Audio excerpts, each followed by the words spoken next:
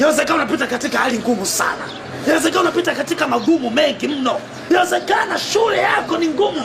Yawezekana familia yako ni ngumu. Yawezekana magonjwa yametawala kila kona ya familia yako. Lakini nakuambia jioni ya leo, Bwana anaenda kufungua kila mlango uliofungwa. Anaenda kuachilia afya.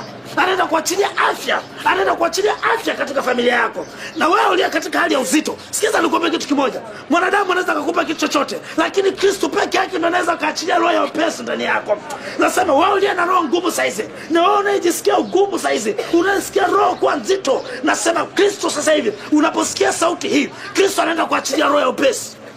Kristo anaenda kuachilia. Bwana amesema ameacha mlango ulio wazi, wala hapana mtu awezaye kufunga. Mlango ulioachiliwa na Bwana hakuna awezaye kufunga. Yawezekana magonjwa yametawaliwa ndani ya maisha yako, lakini Bwana anaenda kuachilia mlango uzima.